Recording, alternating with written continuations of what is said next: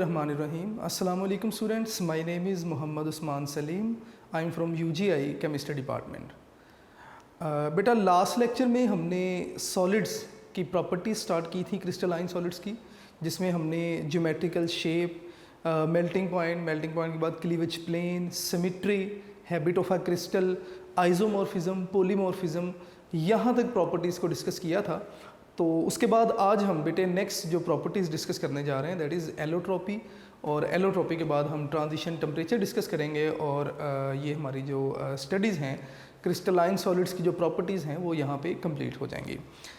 तो स्टार्ट करते हैं बेटे एलोट्रॉपी से कि एलोट्रॉपी क्या है।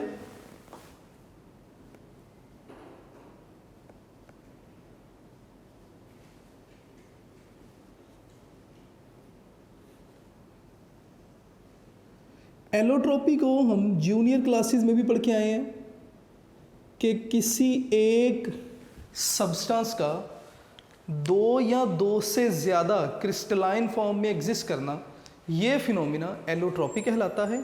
और जो क्रिस्टलाइन फॉर्म्स हैं उस सब्सटेंस की, वो क्रिस्टलाइन फॉर्म्स एलोट्रॉप्स कहलाएंगे एक दूसरे की। ठीक है, तो मैं यहाँ पे डेफिनेशन लिख रहा हूँ कि एग्जिस्टेंस, मैं यहाँ पे माइट पॉसिबल कीवर्ड्स लिखूँ, आपने बुक वाली डेफिनेशन को अच्छे तरीके से प्रिपेयर करना है। तो मैं यहाँ पे लिखूँगा कि existence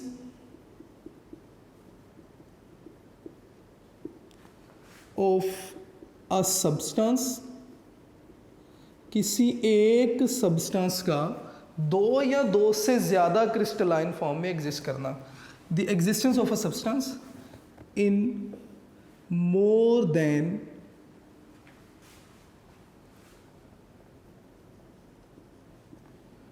one crystalline forms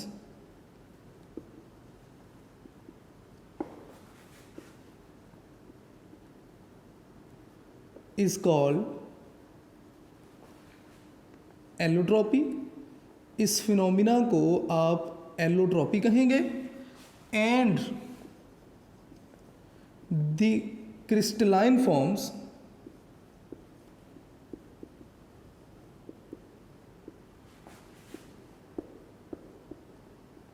are called allotropes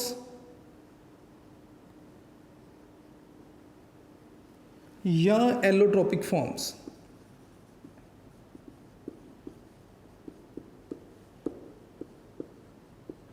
of each other। यहाँ आप ईच अदर नहीं लिखें, यहाँ पे आप बात को कंप्लीट करते हैं।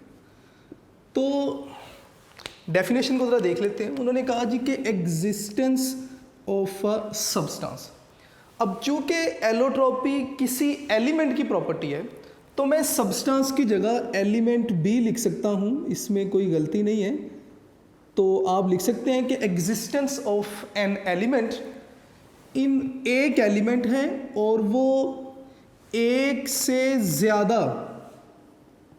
क्रिस्टलाइन फॉर्म्स में एग्जिस्ट कर रहा है।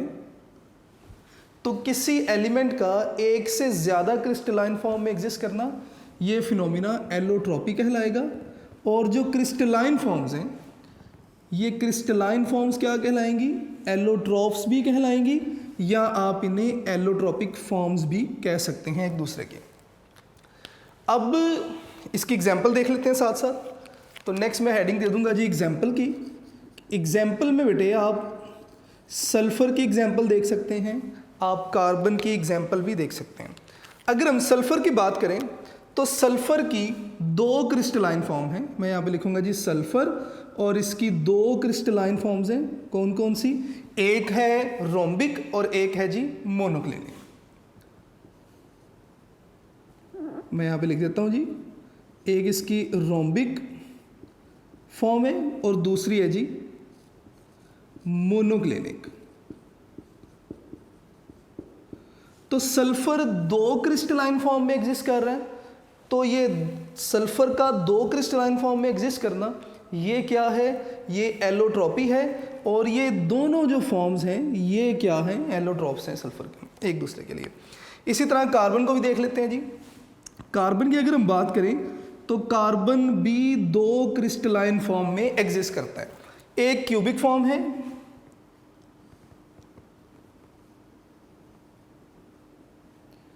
और दूसरी हेक्सागोनल। मैं यहाँ पे लिख देता हूँ बेटे, हेक्सागोनल फॉर्म। क्यूबिक फॉर्म आपको पता है डायमंड के केस में, इन डायमंड कार्बन का जो स्ट्रक्चर है वो क्यूबिक स्ट्रक्चर है, और हेक्सागोनल कब जी, इन केस ऑफ ग्रेफाइट। इसी तरह और भी एग्जाम्पल्स बुक पे लिखी हुई हैं, आप बुक से फर्दर एग्जाम्पल्स को भी देख सकते हैं। नेक्स्ट बेटे जो हेडिंग है दैट इज ट्रांजिशन टेम्परेचर। तो मैं यहाँ पे लिखूंगा जी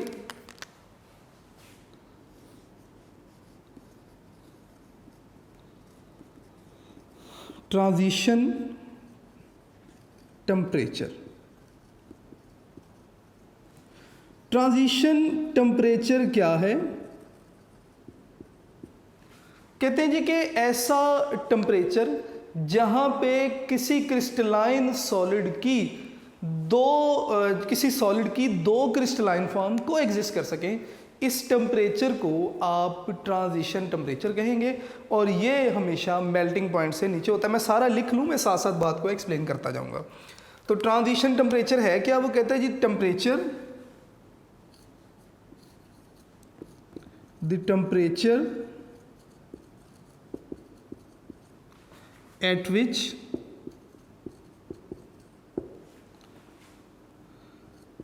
two crystalline forms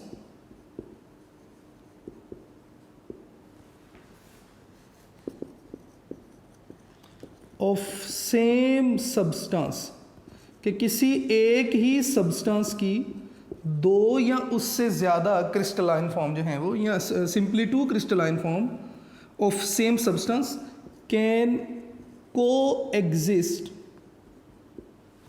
is called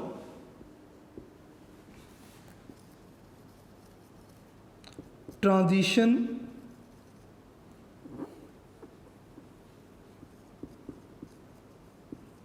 temperature.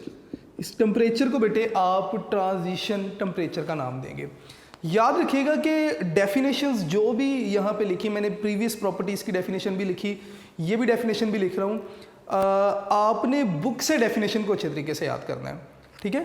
तो अब वापस ट्रांजिशन टेम्परेचर की तरफ आते हैं। उन्होंने कहा जी कि वो टेम्परेचर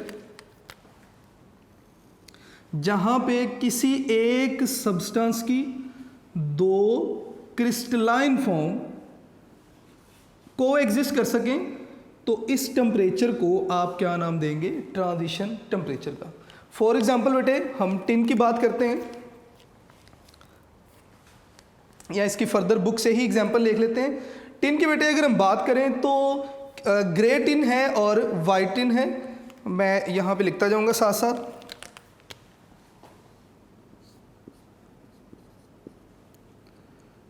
टिन जो है, या ग्रे टिन, मैं यहाँ पे लिख देता हूँ जी ग्रे टिन, ये क्यूबिक फॉर्म में और 13.2 टेम्परेचर या इससे नीचे तक क्यूबिक फॉर्म में एग्जिस्ट कर सकती है। जैसे ही टेम्परेचर 13.2 डिग्री सेंटीग्रेड होगा तो टिन, ग्रे टिन जो कि क्यूबिक स्ट्रक्चर रखती है, वो कन्वर्ट होना शुरू हो जाएगी किसमें? वाइट टिन में, जिसका स्ट्रक्चर क्या होगा?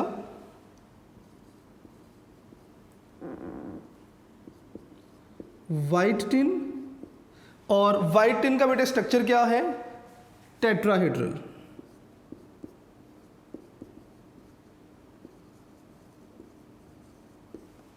तो आपने देखा कि transition temperature, sorry tetragonal temperature है इसका, सॉरी बेटे,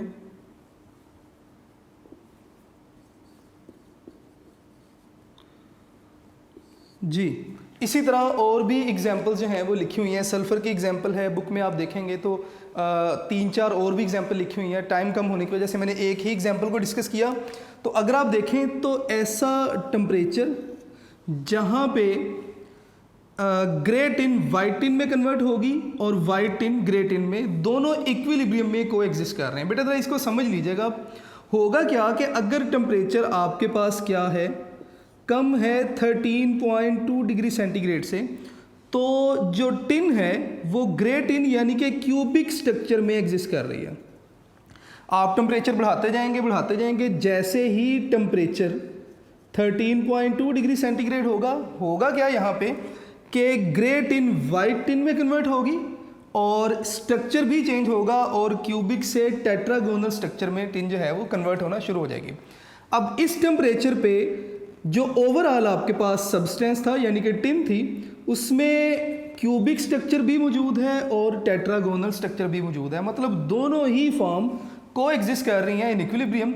और जैसे ही टेम्परेचर 13.2 से बढ़ेगा, मैं यहाँ पे लिख देता हूँ कि टेम्परेचर इज़ ग्रेटर देन 13.2, तो सारे की सारी जो टिन है वो वाइट टिन में कन्वर्ट होना शुरू हो जाएगी, मतलब टेम्परेचर जो स्ट्रक्चर है वो क्या हो जाएगा, टेट्रागोनल हो जाएगा। तो ज़रा इस एग्जाम्पल से डेफिनेशन की तरफ वापस आते हैं। उन्होंने कहा जी कि टेम्परेचर यानी कि वो टेम्परेचर जहाँ पे दो क्रिस्टलाइन फॉर्म्स को एग्जिस्ट कर रही हैं, तो इस टेम्परेचर पे जो टिन है वो क्यूबिक स्ट्रक्चर और टेट्रागोनल दोनों स्ट्रक्चर में को एग्जिस्ट कर रहा है, तो इस टेम्परेचर को आप क्या नाम देंगे, ट्रांजिशन टेम्परेचर का नाम देंगे। इसमें बेटे एक दो की वर्ड्स याद रखिएगा कि एलोट्रॉपी किसी एलिमेंट की प्रॉपर्टी है, is a property of an element या एलिमेंटल प्रॉपर्टी है, जबकि ट्रांजिशन टेम्परेचर की हम बात करें तो transition temperature is always less than melting point. मैं यहाँ पे लिख देता हूँ कि transition temperature is always less than melting point. जिस भी क्रिस्टल की आप बात कर रहे हैं उस क्रिस्टल के मेल्टिंग पॉइंट से हमेशा ट्रांजिशन टेम्परेचर जो है वो कम होगा। क्यों? क्योंकि अगर आप देखें तो ट्रांजिशन टेम्परेचर से नीचे टिन जो थी वो क्यूबिक स्ट्रक्चर में है और ट्रांजिशन टेम्परेचर से ऊपर टिन है क्रिस्टलाइन फॉर्म में ही, लेकिन क्रिस्टल जो है वो टेट्रागोनल हो गई अभी यहाँ पे, लेकिन टिन यहाँ पे है क्रिस्टलाइन फॉर्म में ही, मतलब सॉलिड ही है।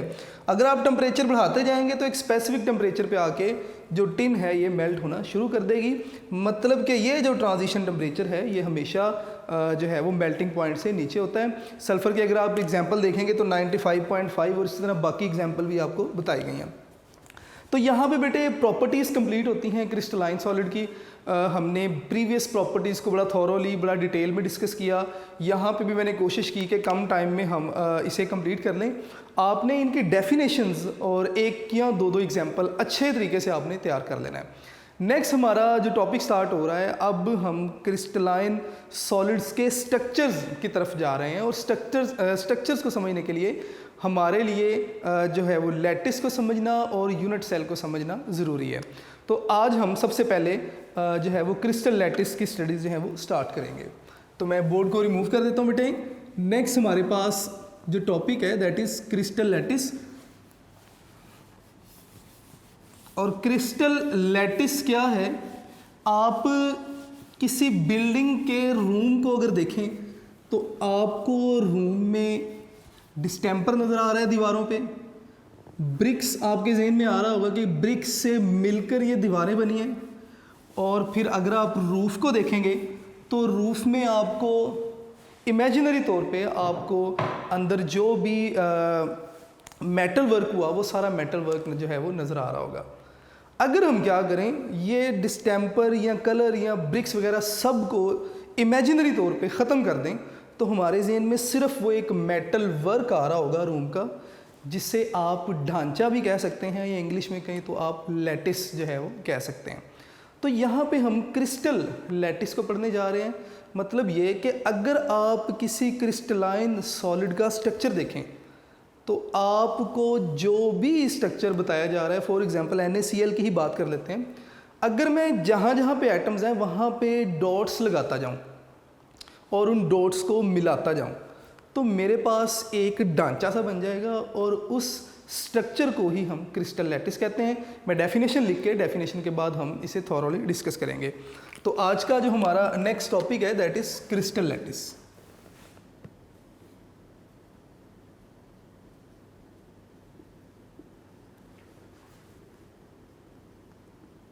जी बेटे, नेक्स्ट टॉपिक है क्रिस्टल लैटिस।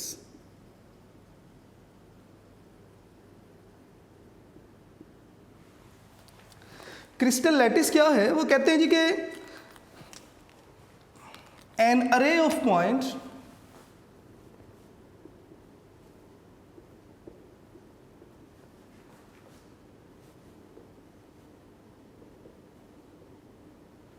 जो कि क्या करती है, which represent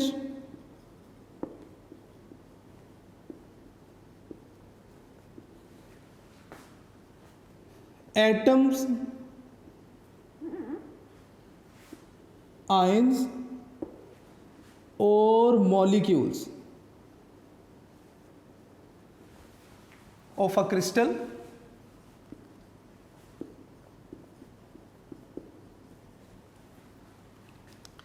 placed at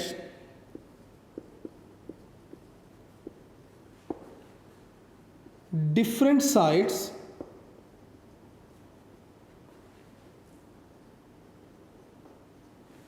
in three-dimensional lattice.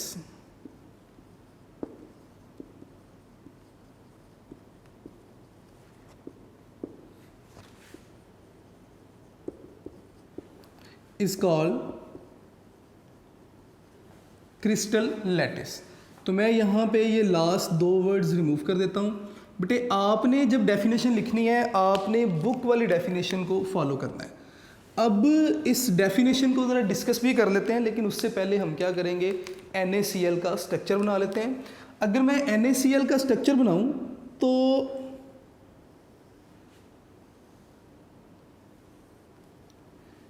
NaCl is cubic in structure, या NaCl की जो ज्योमेट्री है दैट इज क्यूबिक। यहाँ पे आपके पास सोडियम एटम है और इसी तरह यहाँ पे क्लोरीन एटम है। यहाँ पे आपके पास क्लोरीन एटम है और यहाँ पे आपके पास सोडियम एटम है। और जिस तरह ये एटम्स प्लेस होंगे, मैं अगर वैसे सेपरेट डायग्राम बना के दिखाऊं तो सोडियम और क्लोरीन, इसी तरह क्लोरीन और सोडियम, अगर आप इनके सेंटर्स को मिलाते जाएं तो सेंटर्स को मिलाने से जो ज्योमेट्री बनेगी that will be cubic in structure. इसी तरह मैं अगर इस स्ट्रक्चर को एक्सटेंड करता जाऊं तो मेरे पास क्यूब बन जाएगा। अब जहाँ जहाँ पे कॉर्नर्स आ रहे थे या जहाँ जहाँ पे एटम्स थे, मैंने उन एटम्स को क्या किया, पॉइंट से या उन कॉर्नर्स को पॉइंट से जो था वो रिप्रेजेंट कर दिया। पॉइंट से रिप्रेजेंट करने के बाद मैंने क्या किया, इन पॉइंट्स को मिला दिया और इन पॉइंट्स को मिलाने से मेरे पास जो अरेंजमेंट बन रही है, इस अरेंजमेंट को हम क्या कहेंगे, क्रिस्टल लैटिस का नाम देंगे। बेटे मैं इसे कंप्लीट कर देता हूँ फर्दर भी। और अगर आप इस अरेंजमेंट को एक्सटेंड करते जाएंगे तो फर्दर आपके पास जो है वो लैटिस एक्सटेंड होता जाएगा। ले जी, अगर मैं इनको मिलाता जाऊं तो मेरे पास जो है वो ये लैटिस 3 डायमेंशनली जो है वो एक्सटेंड होता जाएगा। इसी तरह अगर मैं इस तरफ से एक्सटेंड करना चाहूँ, इधर से भी एक्सटेंड कर सकते हैं आप। तो इन पॉइंट्स को अगर मैं रिप्रेजेंट करता जाऊं और लाइंस के साथ मिलाता जाऊं तो मेरे पास NaCl का स्ट्रक्चर आता जाएगा, लैटिस आता जाएगा, और इस अरेंजमेंट को ही आप क्रिस्टल लैटिस का नाम देते हैं। अब ज़रा डेफिनेशन पे आएंगे। उन्होंने कहा जी कि अरे ऑफ पॉइंट्स, अरे बेटे आप लाइन को भी कहते हैं, यानी कि पॉइंट्स की ये लाइन है जो कि क्या कर रही है, रिप्रेजेंट कर रही है किसे, एटम्स को, आयंस को या मॉलिक्यूल को। अगर आपके पास एटॉमिक सॉलिड है तो एटम्स को ये पॉइंट रिप्रेजेंट करेंगे, अगर सॉलिड आयनिक है तो ये पॉइंट आयंस को रिप्रेजेंट करेंगे, जैसे मैंने NaCl की बात की भी थी अभी। और अगर मॉलिक्यूलर सॉलिड है तो ये जो पॉइंट्स हैं ये मॉलिक्यूल्स को रिप्रेजेंट करेंगे। और कहाँ पे प्लेस्ड हैं जी, ये प्लेस्ड एट डिफरेंट साइट्स। अगर आप देखें तो इनकी डिफरेंट पोजीशंस हैं इन 3 डायमेंशनल लैटिस, या आप जो है वो 3 डायमेंशनल वे भी कह सकते हैं। तो इस सारी अरेंजमेंट को आप जो है वो क्रिस्टल लैटिस का नाम देंगे। और ये जो पॉइंट्स हैं आप इन्हें लैटिस पॉइंट्स भी कह सकते हैं। मैं यहाँ पे लिख देता हूँ बेटे कि आप इन्हें लैटिस साइट्स भी कह सकते हैं या आप इन्हें लैटिस पॉइंट्स भी कह सकते हैं। तो ये दोनों इनके जो है वो नाम हो सकते हैं। तो क्रिस्टल लैटिस में हमने क्या सीखा? हमने सीखा कि अरे है पॉइंट्स की, और ये जो अरे है ये पॉइंट्स किन्हें रिप्रेजेंट कर रहे हैं? एटम्स को, आयंस को या मॉलिक्यूल्स को। और ये जो अरे है ये मिल के 3 डायमेंशनली अगर आप इसे एक्सटेंड कर दें तो ये जो अरेंजमेंट आपके पास बनेगी ये आपके पास क्रिस्टल लैटिस कहलाएगा। और इन पॉइंट्स को आप लैटिस साइट्स भी कह सकते हैं या आप लैटिस पॉइंट भी कह सकते हैं, दोनों नाम इन्हें दे सकते हैं आप। इसके बाद जो हमारी नेक्स्ट डिस्कशन है that is about unit cell. तो यूनिट सेल क्या है, मैं इस ऊपर वाले टॉपिक को रिमूव करूंगा ताकि यहाँ पे ही हम यूनिट सेल को भी डिस्कस कर सकें।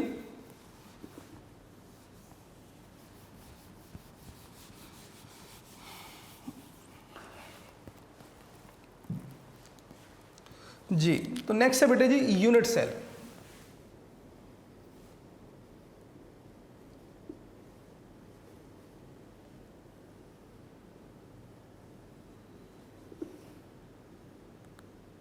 जी, यूनिट सेल क्या है? अगर मैं इस अरेंजमेंट को फर्दर अगर एक्सटेंड करना चाहूँ तो एक्सटेंड करके मैं इस लैटिस को जहाँ तक मर्ज़ी जो है वो बढ़ा सकता हूँ, और इस तरह मेरे पास जो ये जो यूनिट सेल है ये लैटिस एक्सटेंड होता जाएगा।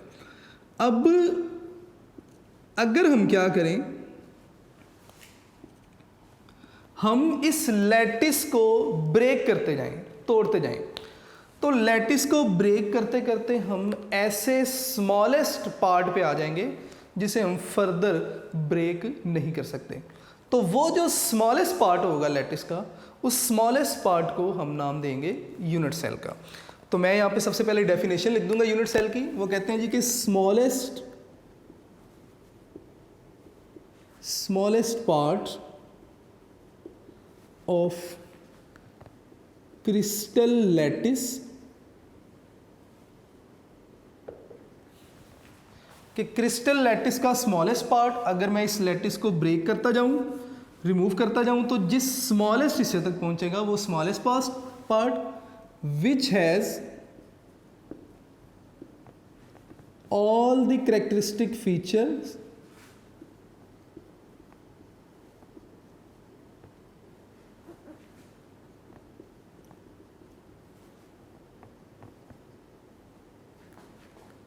Of entire crystal,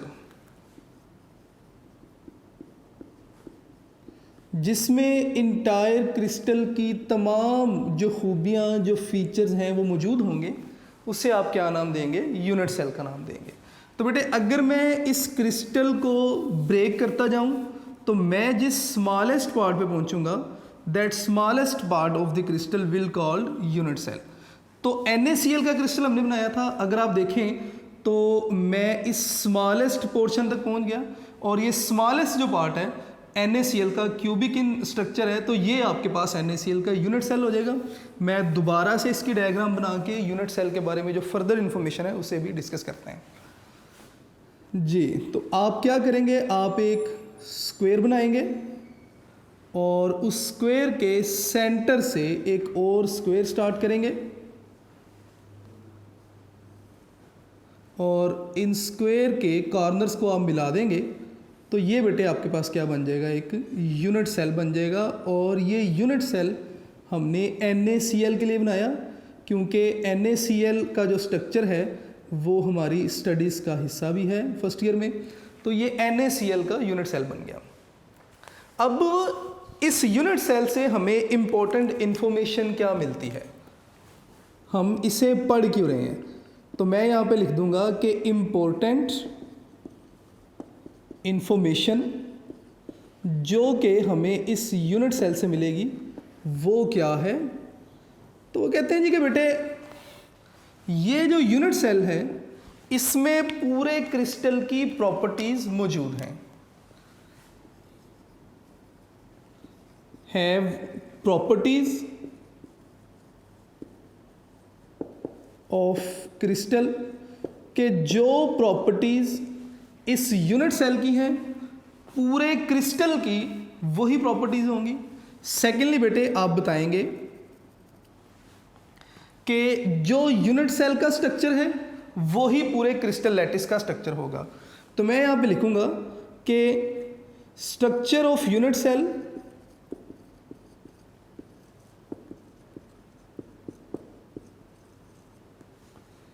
is same as structure of lattice. क्यों? क्योंकि इस यूनिट सेल को आप बार बार रिपीट करते जाएं 3 डायमेंशनली तो आपके पास जो है वो लैटिस बन जाएगा। तो नेक्स्ट प्रॉपर्टी भी हो सकती है, या आप इसी में ऐड करना चाहें तो यहाँ पे भी ऐड कर सकते हैं कि by repeating unit cell in 3 dimension a crystal is formed. कि अगर आप यूनिट सेल को 3 डायमेंशनली अगर आप रिपीट करते जाएं तो आपके पास जो है वो सारे के सारा क्रिस्टल बन जाएगा, और इसी यूनिट सेल से आपको कंप्लीट क्रिस्टल की जो है वो इंफॉर्मेशन मिल जाएगी। अब यूनिट सेल से इसके जो है वो डायमेंशंस की तरफ चलते हैं। तो मैं यहाँ पे लिखूँगा जी यूनिट सेल डायमेंशन, या क्रिस्टलोग्राफिक एलिमेंट्स भी आप लिख सकते हैं।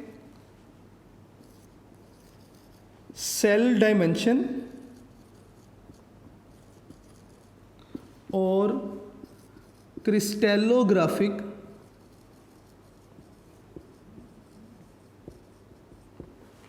एलिमेंट्स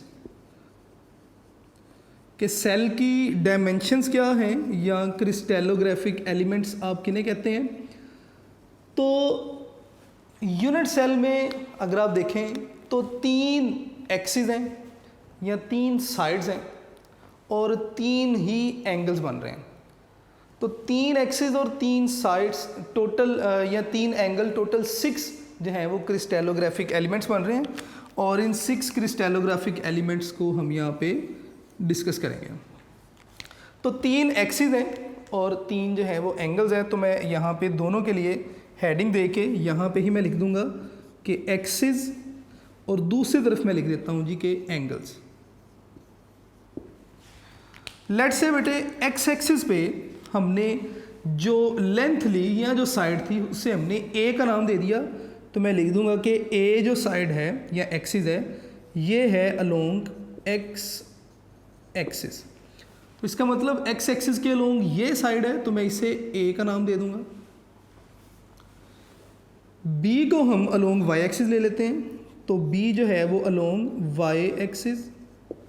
तो वाई एक्सिस ये है तो इसे आप बी का नाम दे दें, और सी को हम अलोंग जी एक्सिस ले लेते हैं।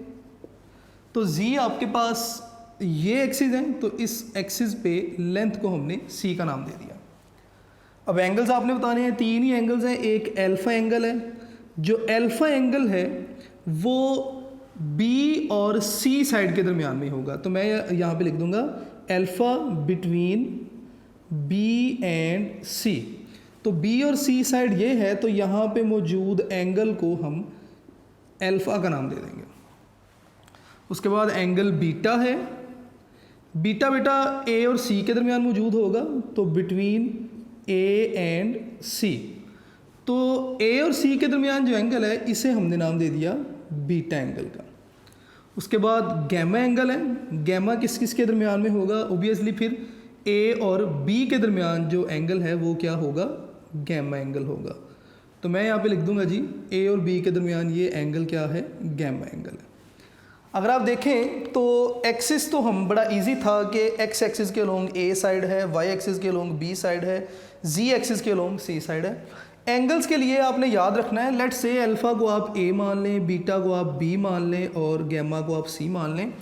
तो जो एंगल है वो रिमेनिंग 2 साइड्स के दरमियान होगा। यानी कि अगर अल्फ़ा एंगल है, अल्फ़ा को आपने ए मान लिया, तो ए की रिमेनिंग 2 साइड्स कौन सी होगी, फिर बी और सी।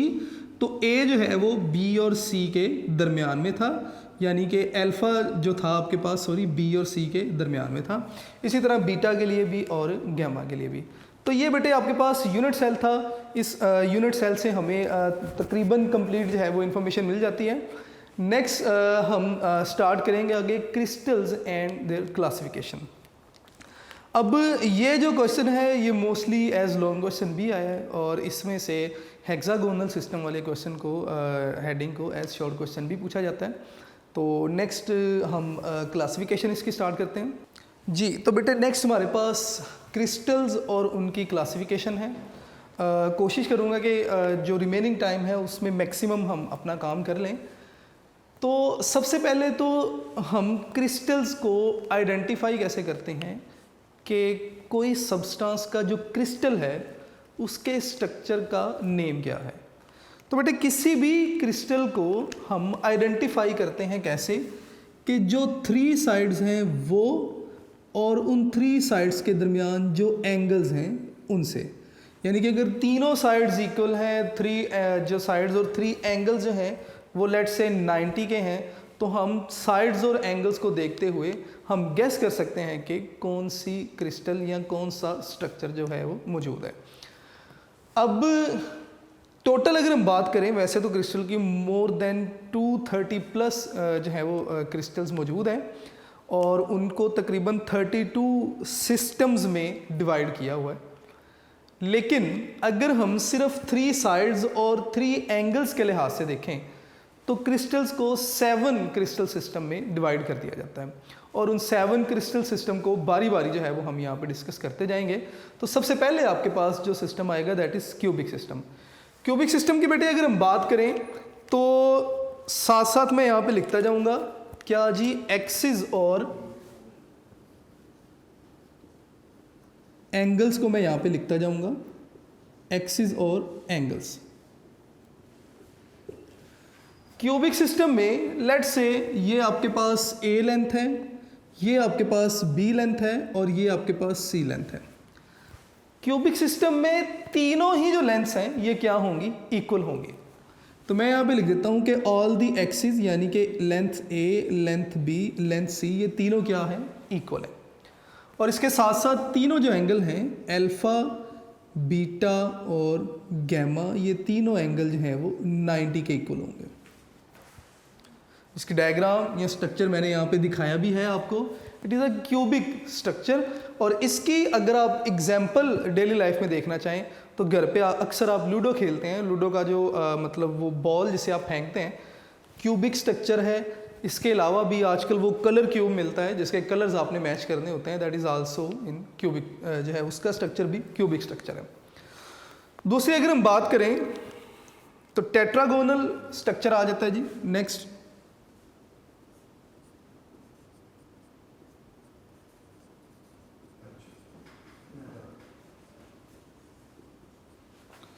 टेट्रागोनल सिस्टम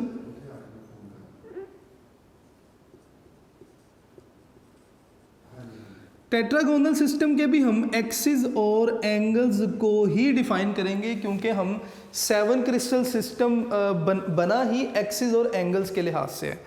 तो इस केस में टेट्रागोनल सिस्टम के जो एक्सिस हैं और एंगल्स ये बेटे कुछ इस तरह होंगे कि 2 लेंथ्स तो इक्वल हैं लेकिन जो थर्ड लेंथ है वो 2 लेंथ्स के इक्वल नहीं है, मतलब थर्ड लेंथ जो थी वो इंक्रीज कर गई। अगर आप देखें तो ए साइड बिल्कुल वैसे ही है, जो वाई एक्सिस पे या जी एक्सिस पे हम बी साइड ले लेते हैं, ये दोनों लेंथ्स इक्वल हैं, लेकिन जो थर्ड लेंथ है सी ये दोनों से इंक्रीज कर गई, मतलब ये लेंथ जो थी वो ज़्यादा हो गई। तो इट मीन्स कि एक लेंथ जो है वो यहाँ पे इक्वल नहीं होगी, लेकिन एंगल जो है वो अल्फ़ा, बीटा और गैमा तीनों एंगल जो हैं वो 90 के होंगे। क्यूब में भी अगर आप देखें तो एंगल जो हैं वो 90 पे हैं और यहाँ पे टेट्रागोनल सिस्टम में भी एंगल जो हैं वो 90 पे ही हैं। इसके डेली लाइफ में अगर आप एग्जांपल देखना चाहें तो घर पे आपने फ्रिज देखी होगी। फ्रिज जो है या washing machine is an example of tetragonal system. जो वॉशिंग मशीन या फ्रिज का जो स्ट्रक्चर है वो बिल्कुल वैसे ही है जैसे टेट्रागोनल क्रिस्टल का स्ट्रक्चर होगा। इसके बाद नेक्स्ट हम चलते हैं जी ऑर्थोरोम्बिक।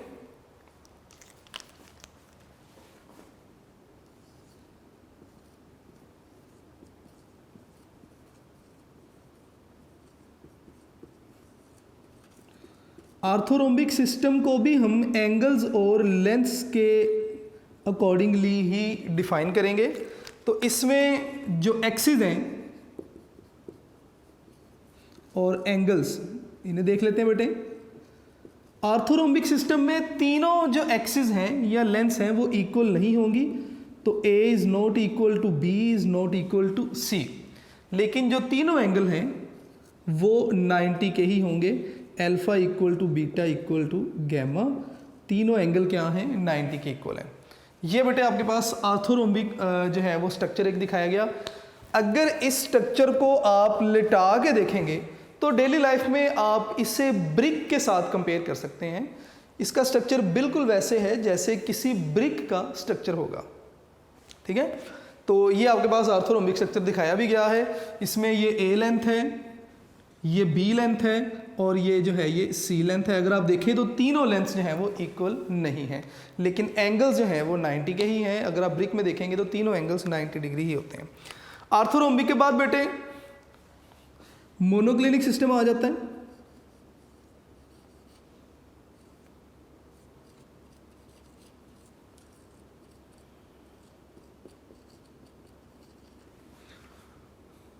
मोनोक्लिनिक सिस्टम की अगर हम बात करें तो मोनोक्लिनिक सिस्टम में तीनों लेंथ्स इक्वल नहीं होंगी। अगर आप इसकी डायग्राम भी देखें तो ये A लेंथ है, ये आपके पास बेटे B लेंथ है और ये आपके पास C लेंथ है।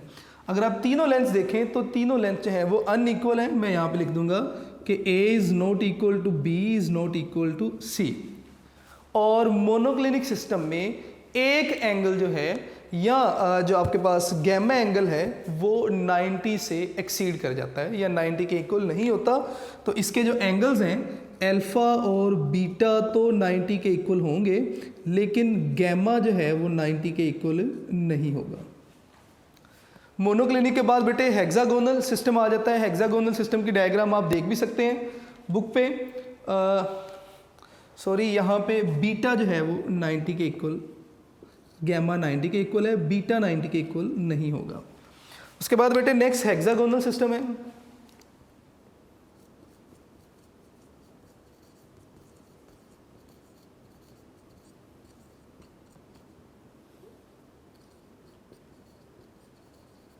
हेक्सागोनल सिस्टम के एक्सिस अगर आप देखें तो तीनों ही एक्सिस में से दो एक्सिस जो हैं वो इक्वल होंगे, यानी कि ये लेंथ और ये लेंथ इक्वल होंगी, लेकिन थर्ड लेंथ जो है वो इक्वल नहीं है। तो अगर मैं इसे A मान लूँ और इसे B मान लूँ तो A और B लेंथ्स इक्वल हैं, लेकिन थर्ड लेंथ यानी कि जो C लेंथ है वो इक्वल नहीं है। तो मैं A equal to B is not equal to C कह दूंगा। और एंगल्स की अगर आप बात करें तो इसमें अल्फ़ा इक्वल टू बीटा ये तो 90 के होंगे, लेकिन जो गैमा एंगल है ये 120 का होगा, क्योंकि ये साइड A और B है और A और B के दरमियान जो एंगल है वो गैमा है। और गैमा अगर आप देखें यहाँ से तो 120 है, बाकी एंगल 90 के ही हैं। तो ये एंगल बेटे आपके पास 120 जो है वो पे चला जाएगा गैमा एंगल। ये कुछ स्ट्रक्चर्स थे, 5 स्ट्रक्चर अभी तक हमने डिस्कस किए और उनके स्ट्रक्चर्स मैं ऑलरेडी बना चुका था। तो आपने बेटे इनको अच्छे तरीके से याद करना है।